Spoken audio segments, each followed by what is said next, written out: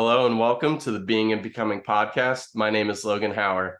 Together, we are being honest in conversations about thoughts we're having and books we're reading in the hopes of becoming better, more able versions of our current selves. I'm joined today by Sheldon Lewis, a friend of mine that I met actually on a cruise ship earlier this year. And he just struck me as someone that was young, but also very insightful and had a good a vision and future ahead of him. So I want to thank you so much for coming on here, Sheldon, and giving us some time here today. Of course, Logan. Thank you so much for inviting me. I feel really honored to be on here. Awesome.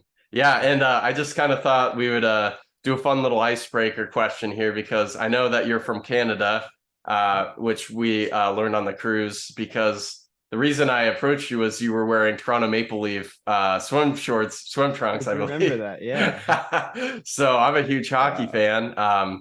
as listeners of this podcast may be aware. But so I decided to come up and say hi. Found out you're actually a Canadians fan. Um, but I had to ask who's winning Game 7 tonight of the Edmonton Florida series here in the No question. NHL. It's the Oilers. It's the It's the Oilers. As a Oilers. Canadian, I cannot say differently. They'll be really mad at me. They will be really mad at me. Yep, I think that's It's that's a good answer. Yeah. you as well. Same opinion. I honestly, so my brother-in-law is an Oilers fan, so Mm. I would like to see them win. I love their team, but also Florida's never won a cup. I think that would be interesting. I'm kind of fine either way. The narrative is interesting with Edmonton being down 3 games and coming all the way Oh back, yeah. force a game First time in seven. history, right? It's happened, I think, a couple other, like two other times or something, but it Okay. hasn't happened since the You're right. 1940s, I think. So Wow. Okay. Yeah. safe to It's a good say, 30 yeah, years. Yeah. yeah, safe to say it's been a Okay. while, but Well, it's happening no, tonight. yeah, yeah, no, I wouldn't mind that because I think that'd be an interesting story. With if Edmonton wins, they come all the way back, and then if Florida Mm. wins, it's their first cup. So Yep. either way, I think it's a great story I either agree. way, and yeah, the NHL probably couldn't be happier with the results, but yeah, no. So I think, as I had said earlier, we met on the cruise ship, and I just wanted to, let you kind of talk about your experience kind of coming out of high school here. And, you had taken a gap year and then are now in university. So I just kind of wanted you to tell the listeners maybe the reasoning for the gap year, some of the things you've learned in that time, and then, what you're now looking forward to doing and studying at university. Absolutely. Yeah, my path is a bit of an unusual one, I'd definitely say. I like Logan said, I'm over here in Canada. I grew up in Toronto and now I'm living in a little city outside called Waterloo for university. I graduated high school back in 2022, and right after that I actually did do my first year of university before going on to my gap year, which is a lot of people like to take that 1 year between the two phases of life, so to speak, in that sort of structure. It's, I guess, unusual to do otherwise to a lot of people. And yeah, I after about a year of school was over, I looked around and I had this opportunity in front of me with I was lucky enough to have a remote job for the first bit of when I was traveling, and I saw the opportunity and I thought I've always wanted to travel the world and go backpacking, and now I'm actually able to. And I took the jump, and I've never been happy with that decision. But yeah, I traveled for about 6 to 7 months. I went around all almost all of Europe, all the way from Portugal to Greece, and then spent a lot of time in South America and Peru. And between the two is where I met Logan on that cruise ship. I with my family, and I got to meet all of Logan's family, Logan's big family. And oh yeah, you guys were actually one of many reasons I feel really inspired to have a big family myself when I grow up. Is just seeing your dynamic and how happy and how loving you guys are and all of that. And yeah, but just finished off. I'm back in school right now, doing my second year. It's I was telling Logan earlier, it's definitely been an adjustment to get back into that groove of things after and go back to a so-called regular life after a lot of very, very different experiences. Yeah, Yeah, that's thank you for the kind words, Sheldon. And of course. yeah, I think that's to your point. I do think like the gap year, a lot of um, people, if they do it, it's typically between that end of high school, beginning of college. But there's nothing wrong with doing it after the first year, and especially like on the trip you went on, it sounds like it was like a great experience and adventure. And I'd just be Yeah. curious to, hear some takeaways or things that you learned, differences in culture that were might be surprising, and Mm, maybe a couple spots you might recommend to anybody interested in a Europe trip. absolutely. First, let's talk about that rigidity you were saying, where people do tend to go right after high school and stuff, and how they like how the average person tends to want to group things into these they group their life into different segments and things like that. And I feel like something you learn a lot from experience like this is the fact that that rigidity comes from the bubble you were raised in, especially being people from North America.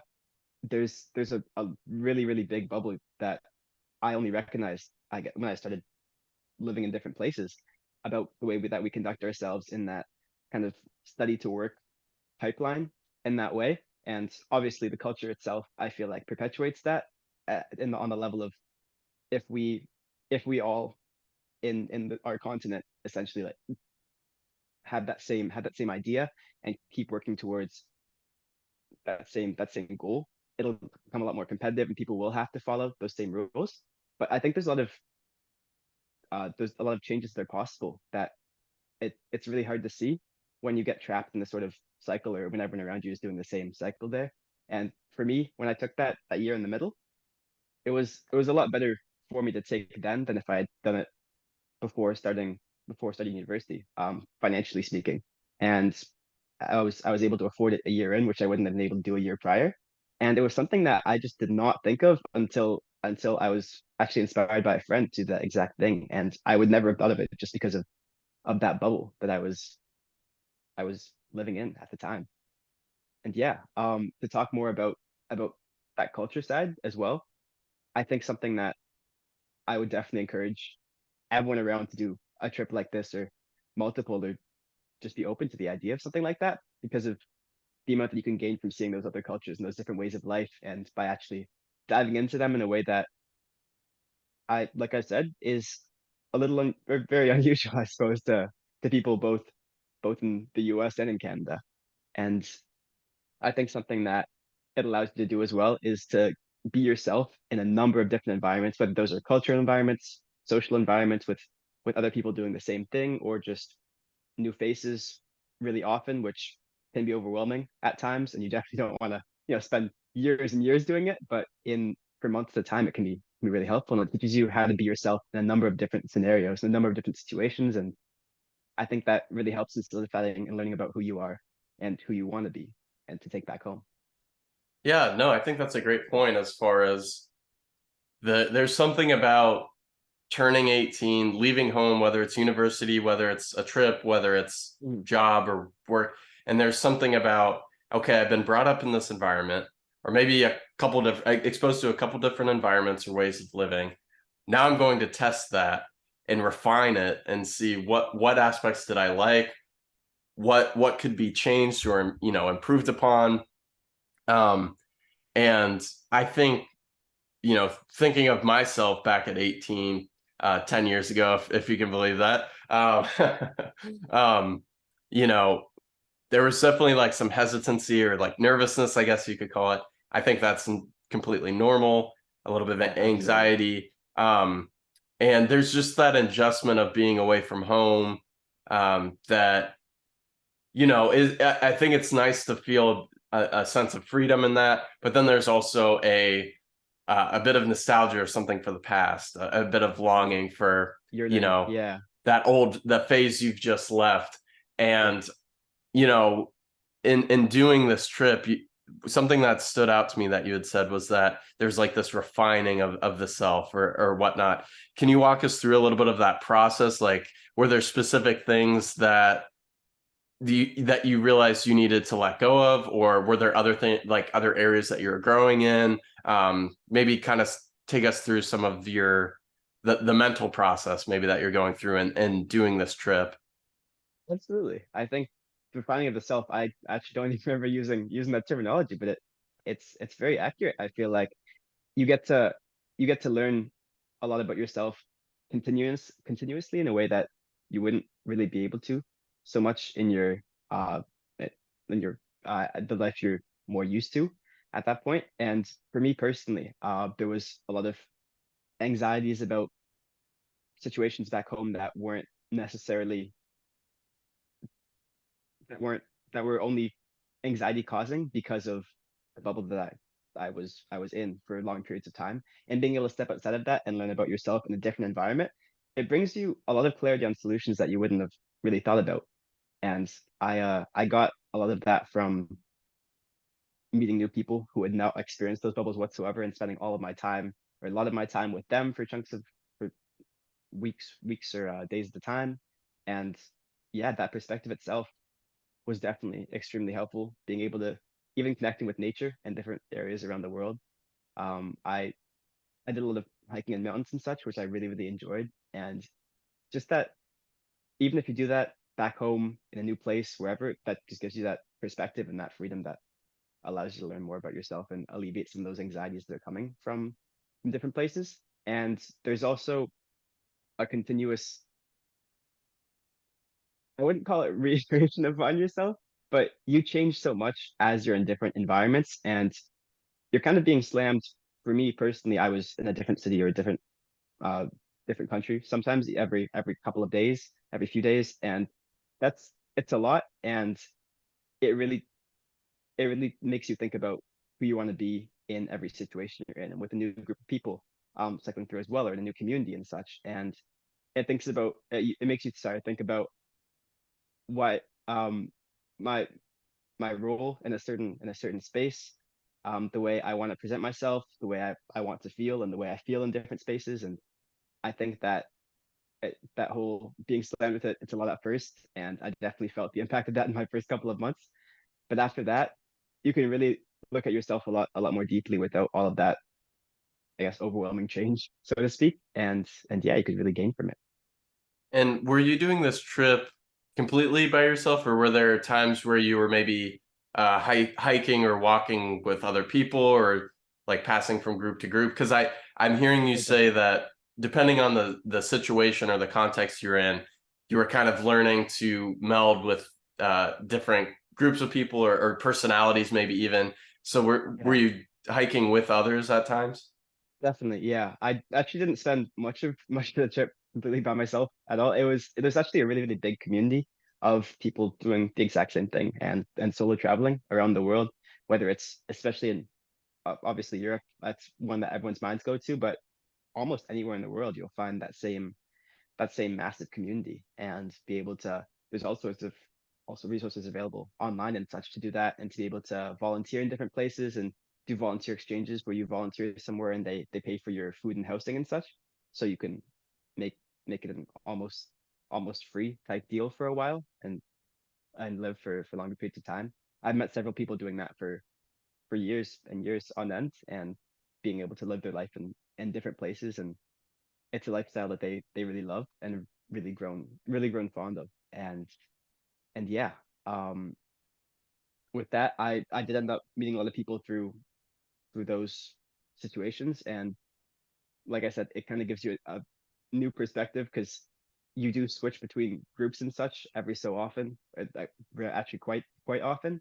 And then something like that taught me a lot about what I want to bring back home, and it made me really, for one, miss the solidness of longer term relationships and friendships. And every time I would have to say goodbye to someone after knowing them for a week or 2 weeks, and getting really close in that week or 2 weeks somewhere random across the world, it made me really, despite how amazing the journey was, it made me by the end of it think about these long term relationships back home, and why being back home meant so much to me, and things like that.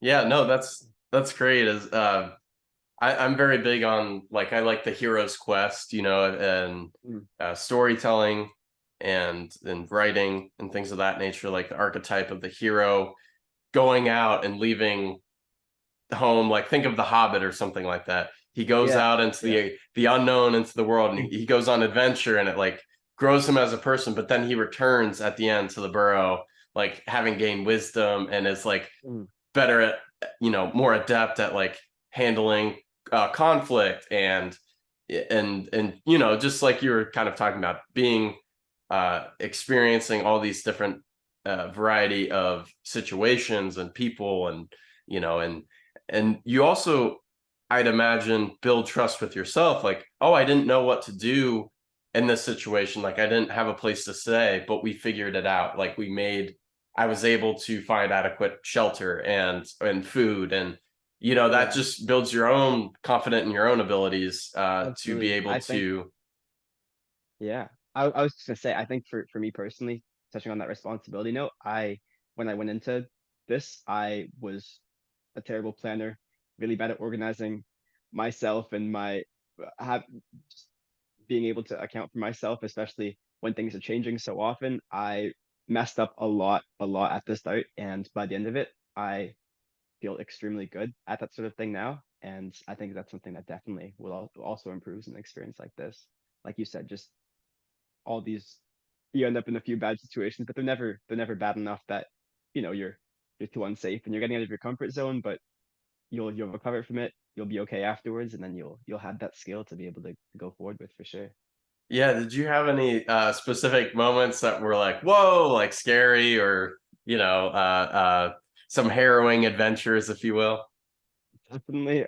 The biggest one that comes to mind was about 2 weeks in when I got my phone stolen, which was, Oh no. yeah, that was a really big one. I was in the south of Spain and I got pickpocketed and I didn't realize even until about an hour later, which I guess goes to show me not being able to keep track of my things so well at the time of. But I was terrified because obviously that was my main method of paying for things using Apple. I don't want to carry my credit card with me everywhere, and I that was my main method of paying for things. So it was my main source of contact with people back home. I was working, so I did have my laptop with me, which made me, it made communication a little bit easier. But obviously, having your phone around for sorting out everything to do with your accommodations, paying for things, any sort of registration, booking, traveling around by train or by bus, so much that you don't really think about until it's gone. And then that was definitely terrifying. And I felt like at that point, I had had an amazing 2 weeks so far. I'd met some really incredible people and learned a lot about myself and my path, I'd say. And I looked at that and I was like, I don't know why did I do this? Why I could be safely in bed right now at home with my family, just without having, suffered this. And it obviously makes it that financially you have to buy a new phone. But aside from that, it was just a really, I guess, terrifying experience because I just felt so regretful of making that jump for a couple of days in there. I was lucky enough to have my sister who was visiting for about a week. In the middle, she wanted to come as well and spend some time with me and being able to travel with me for a little bit. And that timing ended up working out really well because obviously having that, me and my sister are very close, and having that comforting presence around definitely put my mind on the right track to be able to look at the current situation, look at the fact that, okay, at this point the phone's gone, nothing you could do about that. I was able to buy a new phone for the rest of the trip, and I looked at, because obviously you can't really go with that one, uh, with something like that, and I was able to look at myself in that current state and be like, yep, it sucks, but it's happened. Here you are, and you don't have to think about that anymore. Aside from obviously keeping better track of your stuff in the future, but yeah, I was able to get back on track and look at that as a learning experience pretty soon afterwards, which was really nice. But it definitely was terrifying at the time of, Th- and yeah. Did it slow you down a little bit, not having a phone? Like, did you stay in the south of Spain longer than you had planned originally? Oh, definitely. For just on the personal side, I had tickets to a soccer game that I'm a massive, massive soccer fan, and I had tickets to my favorite team, Barcelona, playing their like rival team. It's one of the biggest games in like. I was so excited. I never thought I'd get the chance to see something like that. And then it was 2 days after I had lost my phone. So at that point, I yeah, I still took the I got my ticket from my laptop and my train ticket from my laptop, and I still made it over there, and that felt a little bit even worse because it was like I I felt like while you're still there, you can like it's I guess a small mental thing that we have that you can still recover from it better while you're there, and you feel like you're still quote unquote doing something to be able to get your phone back. I don't know, but that also does leave you a little bit more in the past when something goes wrong, and being forced to travel to a new place definitely put me more in perspective. Like, okay, fresh start, new new st things that you're looking for here, and you can keep going from this, and it's okay. Forgive yourself that it happened and move on from it. Yeah, Yeah. but I was definitely slowed down there for sure. I stayed there for a little bit longer, but it's okay. Stuff like that happens, and I was lucky to have plenty of time to be able to before I need to be back home in December to celebrate the holidays with my family. And yeah, so it was all good and I So recovered. sorry, And how many yeah. months was that total that you were on the trip? While I was in Europe was about 3 months, and then I went home for Christmas, and then um I actually that's right when I met you right afterwards, and right Oh, after that no I way. flew over to Peru. Yeah. That's awesome. Yeah. Wow. So okay, so we caught you in between in between destinations. And so um you had done Spain, and then what was your trek from there up until you came home for Christmas? Like what countries did you go through? Yeah. I went from I started off in Portugal actually. This was my first little bit, and I went through Spain, over like Barcelona, and then the south of France, and I went through Paris in that area, and I was able to meet some friends I hadn't seen in a really long time and reconnect with them, and my cousins as well in the Netherlands. And then I spent a lot of time in Italy, almost a month, and then went to Greece, and then came back home. Wow. What Yeah. was okay, so what was your favorite stop, would you say, out of those countries? That you Out just of touched those, on a lot of great destinations. yeah, I obviously really loved Italy. I feel like just I'm I'm a really nature guy, and I really love hiking and all of that, and it's just a really really beautiful place, and the people are also extremely friendly in the parts that where I was, and it was just I got to hike in some really gorgeous destinations, and that really solidified it for me. And I think also just thinking from a personal sense about like the people I did meet in Italy, I have a really strong connection to, and I'm really really attached to. I really love them, and that is really tied to the place as well for me. Yeah. Yeah. No, that's awesome. I've had a couple coworkers that have gone to Italy for like a week or two and have Mm. spoken very highly of the experience, the culture. I do think one of the things I've been thinking about lately is how quick the American, and maybe you could relate in Canada as well, but how quick Mm. everything moves. And some Absolutely. of it I think is good. Like we need to be efficient while we work and whatnot, but I think some of it maybe goes too far at times, and we lose sight of what's important to us. And Definitely. it's Something. oh, sorry, go ahead. Oh, no, no. You go first. You go first. I was just gonna say it strikes me from what I've heard about these trips from other people is that Europe is able to move slowly, process like in Spain, for instance. I've heard they might eat dinner past 10 o'clock, Yeah. and take a couple hours break during the day. So I wasn't sure if there was some maybe like cultural things like that that you had picked up on as well.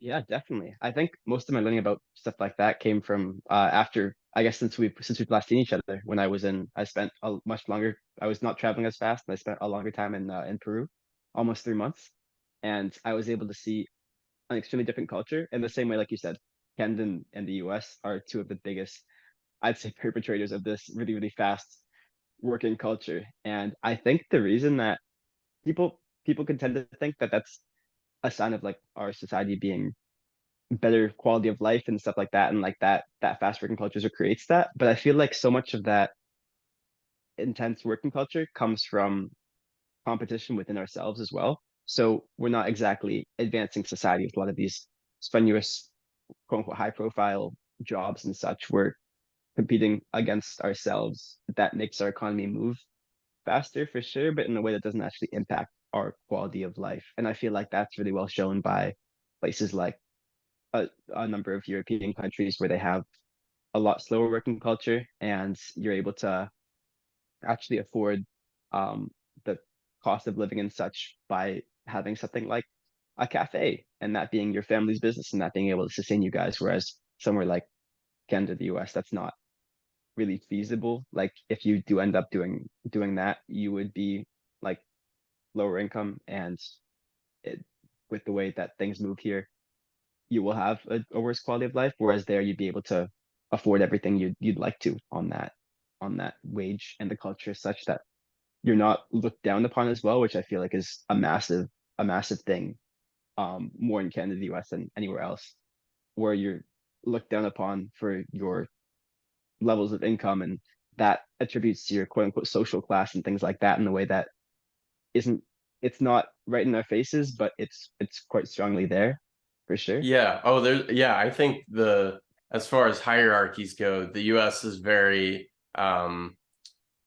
whether it be like economically, like you're saying, or even just, I think, socially, conceptually, Yeah, almost like in a connotative sense. There's also like no one wants to be a janitor. That would be a job that's looked down upon. Or there are certain professions where it even if the wage could pay well, maybe it doesn't convey status or something like yeah. that. And I think the biggest one of the biggest things I learned on that front while I was traveling was in all these other places.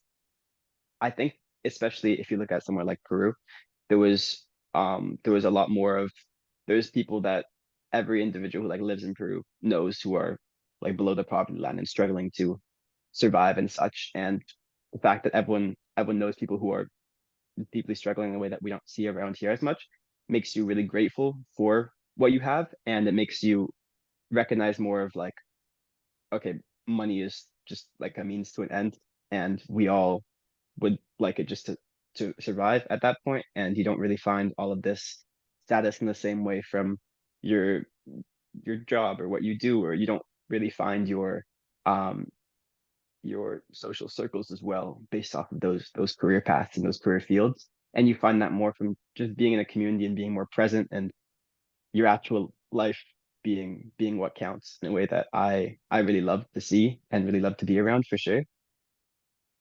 yeah, Mm. no, I think I think the living a life that you find meaning in and enjoyment in is crucial. And as far you obviously you don't want anyone to be below the poverty line, or like the having the undue burden and stress that like the finances um can do, or to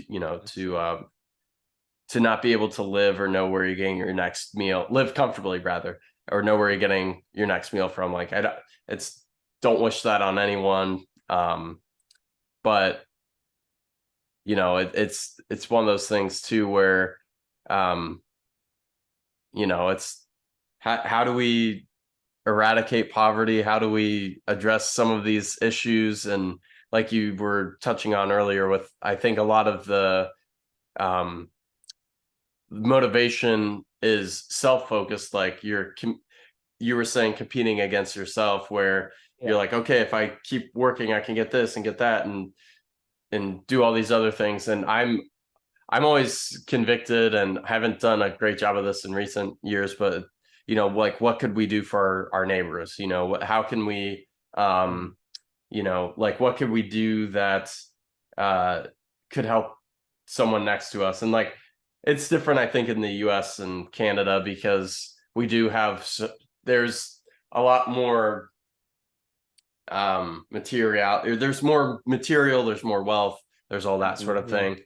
And but there's always need, too. And like I think there's some kind of statistic as well, where if you're over, I think if you earn over $35,000 a year, you're in like the top 95% of Across the world. across the world. And so Yeah. I think that's really good perspective to have too, to maybe stop playing that game sometimes. Obviously, you want to be able to provide for your family or for yourself, and Mhm. meet your needs or whatnot. But maybe that could be incentive to, maybe we don't need to keep up with the Joneses. Maybe we can rest easy knowing that we have a comfortable life, and maybe we could spend more time, thinking critically about how we help the poor, help our neighbor, and like be more thoughtful in that. And I think that should hopefully, maybe be more satisfying in the long run too, instead of getting to the end of your life and realizing like you've accumulated things, and that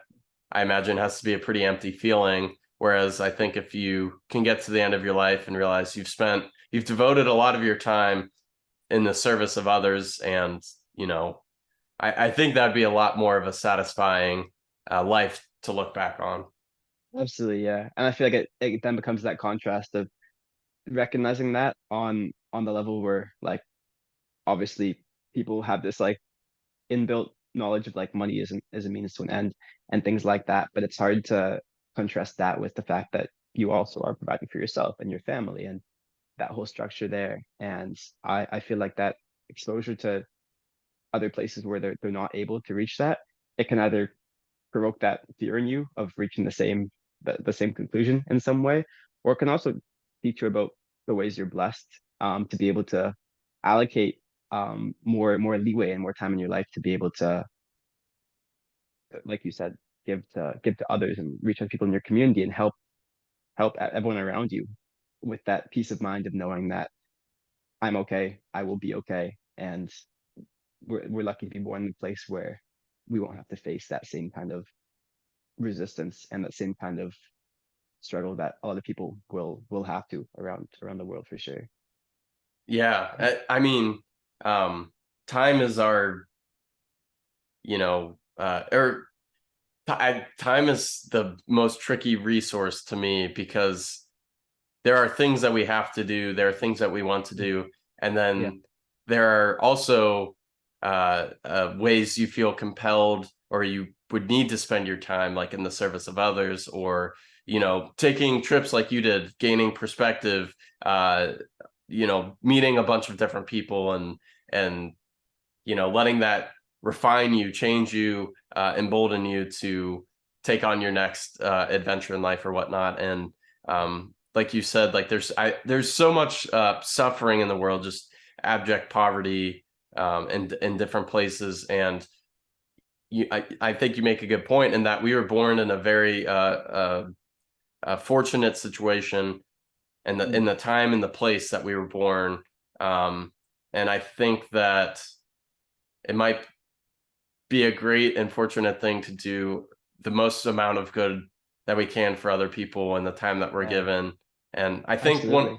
one of the things that like is maybe a goal, a life goal of mine, would be to leave the people and the places that and even the things to a certain extent better than how I found them. And Yeah, I just exactly. want to bring out one of my skills on the Strength Finder is a developer. So finding that nugget in someone and trying to draw it out of them, of like the thing that is cool or valuable Absolutely. about the person, trying to like encourage that. And There's a specific strength about them, like a great quality, and being able to allow them to recognize that more themselves and harness that to like the best ability that they can. I actually have a question for you about your perspective on the whole that whole side of things now that you're soon to be a father, and how that I'm assuming from everything I know about you, like you reflect on things like that a good bit and be thinking about the attitude you want to have towards that when your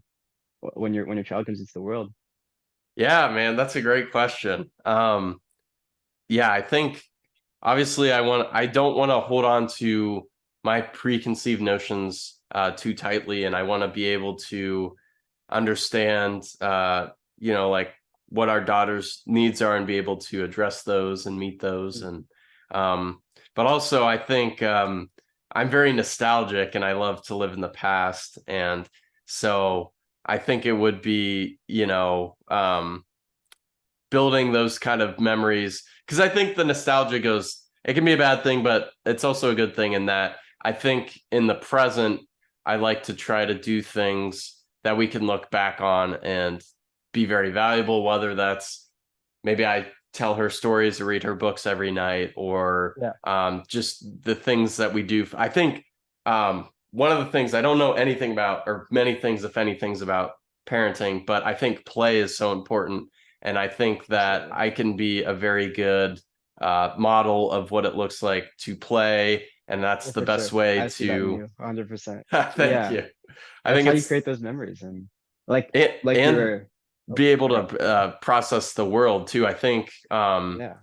like there's something I've read a little bit about this, and like obviously listen to podcasts and stuff, but there's Mm, something about um like when children play, they can like interpret, understand the world better, mm. emotions, people. I think what's it, as a Dr.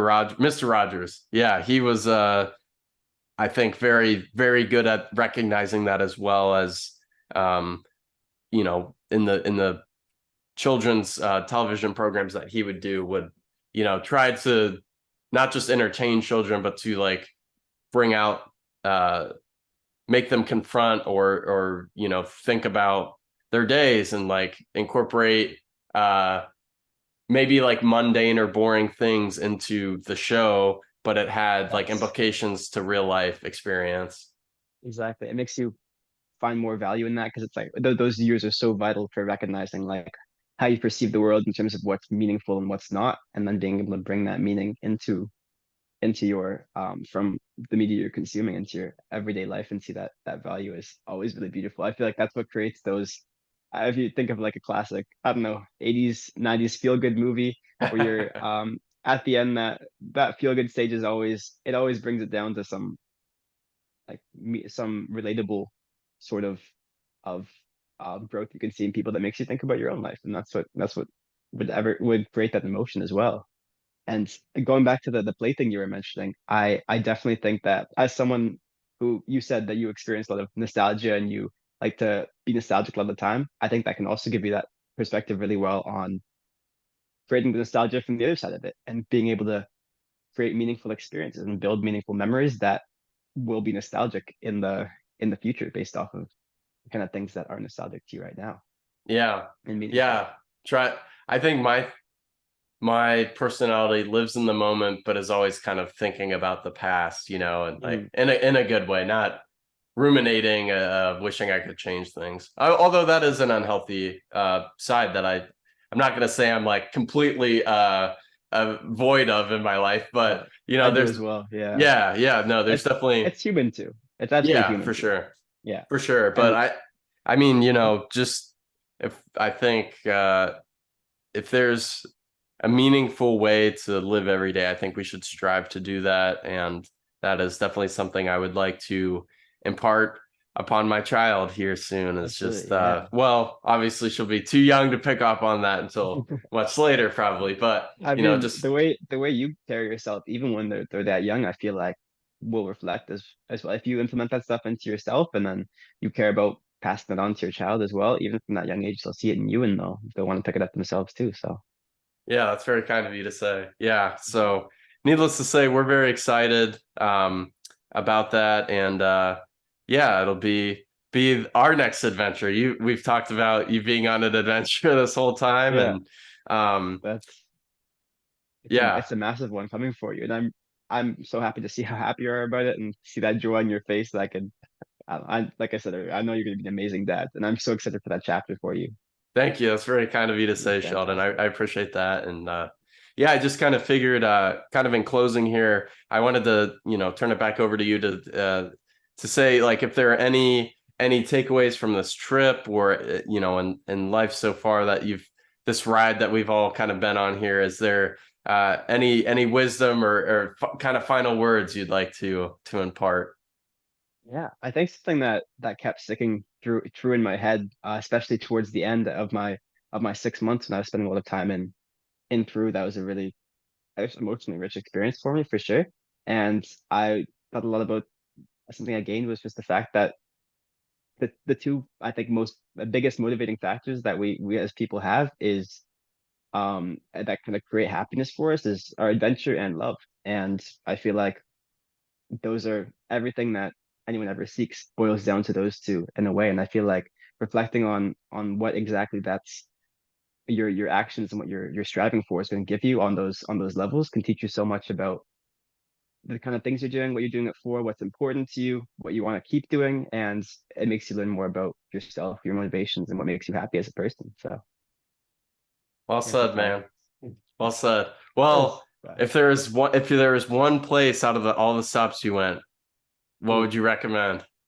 I love Peru. Definitely, absolutely, no question about it. A It's a really specific beautiful city within place. Peru, or like? Ooh.